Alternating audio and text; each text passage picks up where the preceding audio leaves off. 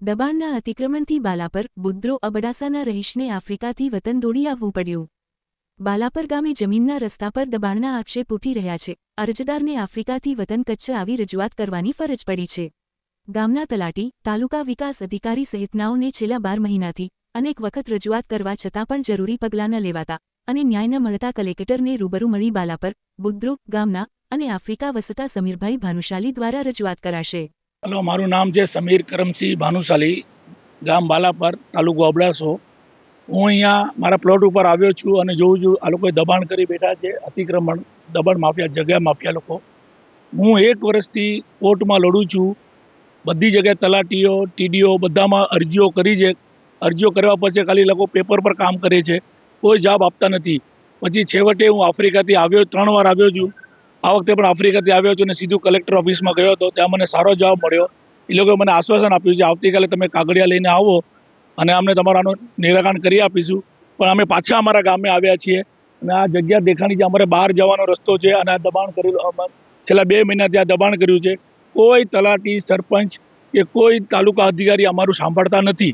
અમે આટલું બધો પત્ર વ્યવહાર કર્યો છે તોય અમને કોઈ સાંભળતા નથી. છેવટે મારે આફ્રિકાથી અહીંયા આવવું પડ્યું છે અને કલેક્ટર સાહેબની કામગીરી જોઈને મને આશા જાગી છે કે એમના તરફથી મને ન્યાય મળશે અને સારું કામ કરે છે કચ્છ જિલ્લા માટે. અહીંયાની જે સાંઠગાંઠો છે કોઈ સાંભળતું નથી. 10 વખત અમે એના પગે લાગવા ગયા છે. તલાટી સૂઈ જાય છે ઓફિસોમાં તોય સાંભળતા નથી.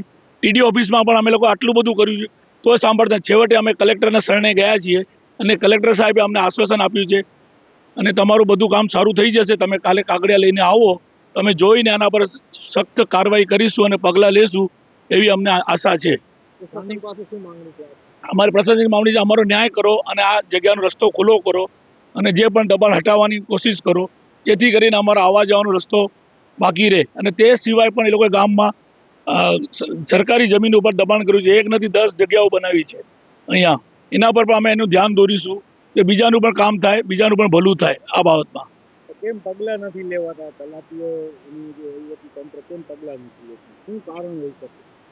એ લોકોને કાંઈક સેટિંગ કર્યું છે આમાં. અમને એમ જ લાગે છે. અમે દર વખત જઈએ છીએ, એ લોકો સાંભળતા નથી. અહીંયા જગ્યા પર આવીને એકની બીજી જગ્યાઓનો રિપોર્ટ કરે છે. અમારી પાસે બધો પત્ર વ્યવહાર છે. જેટલું પણ અમે કમ્યુનિકેશન કર્યું છે બધામાં ખોટા રિપોર્ટો ઉપર સુધી જાય છે. એ લોકો ઉપર સુધી કામ કરતા નથી. હું આફ્રિકાથી પણ 10 વખત ફોન કરી ચૂક્યો છું. એ લોકોને કોઈ સાંભળતા નથી. છેવટે મારા વકીલ સાહેબને મેં આની વિનંતી કરી અને એ પણ પોતાનું કામ છોડીને અમારા ગામમાં આવ્યા છે જોવા માટે. અને આગળ કાલે અમારી સાથે મિટિંગ છે કલેક્ટર સાહેબની અને કલેક્ટર સાહેબ સામે અમે બધી રજૂઆતો કરીશું અને આ રિપોર્ટ એમને આપીશું. હા, વધુમાં હું જણાવું છું કે હમણાં જે કચ્છમાં ચાલી રહ્યું છે, ગેરકાયદેસર પ્રવૃત્તિ ચાલી રહી છે, જગા દબાણની, એટલે ગ્રેબિંગ એક્ટ કહેવાય છે, એના હિસાબે હું કાલે પણ રજૂઆત કરીશ અને એ માટે કલેક્ટર સાહેબ મને બહુ બધી હેલ્પ કરશે એવી મને આશા છે અને બધો પૂરો રિપોર્ટ આપીશ અને એના વિશે બધું પૂરી જાણકારી એ લોકોને આપી દઈશ. આ કચ્છ અબડાસામાં આ ટાઈપનું દૂષણ બહુ બધું વકર્યું છે અને કોઈને પણ આ જાતની તકલીફ હોય છે તો અમારા વકીલ સાહેબ છે ને અમારા બીજા સહયોગી ભાઈઓ છે આ બાબતે હેલ્પ કરશે ને આના માટે ઘણી બધી આપણને હેલ્પ મળી રહેશે એવી આશા રાખું છું.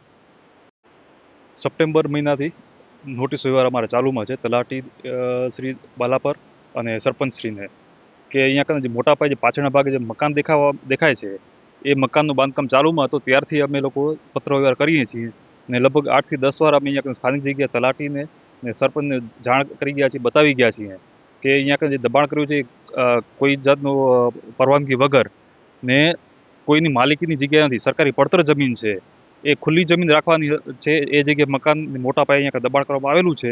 જે મકાન ને દૂર કરવા માટે લગભગ સપ્ટેમ્બર મહિનાથી અમે રજૂઆતો કરીએ છીએ. લેખિતમાં 3 થી 4 વાર રજૂઆત કરેલી છે. તેમ છતાં તલાટી શ્રી તરફથી કે સરપંચ શ્રી તરફથી કોઈ પણ જાતની કાર્યવાહી કરવામાં આવતી નથી.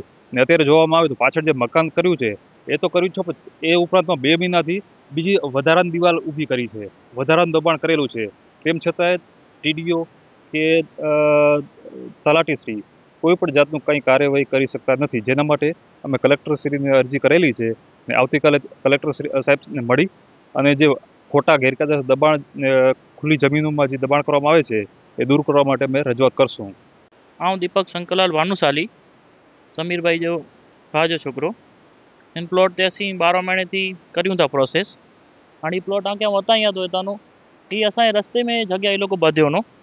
हाणे नेक्स्ट ही जॻह असांजे प्लॉट में बांधकाम चालू करे वेठो ने दबाण करे बराबरि। ही असांजे ॿाहिरि वञण जो रस्तो आहे ने, हिते जेको मकान ई मिड़े इन जो तलावड़ी जेको तरा चओ आहे कच्छ में, इन जो तरा ते वञण जो रस्तो आहे। अॻियां प्लॉटिंग आहे त असीं अॻियां नो एग्ज़िट नथा करे सघूं। पंचायत जे हिसाबे असांजे ॿाहिरि जो वञण जो रस्तो ई आहे। दबाण करे ने ही लोको सॼो एल में सॼो दबाण करे वञो असांजे हेठां। हाणे आउं के वधायां थो हितां नो ही रस्तो पंहिंजे गाम में जा घरे अचे जो रस्तो आहे हेॾा। ही तलावड़ी आहे गाम जी पाणी जी। ही रस्तो वञे थो सीधो असांजे प्लॉट में। इन जे विच में मकान जो दबाण करेलो आहे ऐं नहरे सघो था। ॿियो मकान जो दबाण आहे हेॾा नो। ही पहिरियों ब्लॉक थी गाम जो रस्तो आहे जेको पंचायत बनाए ॾिने। हाणे असांजो अचे वञे जो रस्तो ही आहे। हाणे ॿियो मकान जे लीधे असांजो अचे वञे जो रस्तो बंदि थी वियो आहे हिकदमि।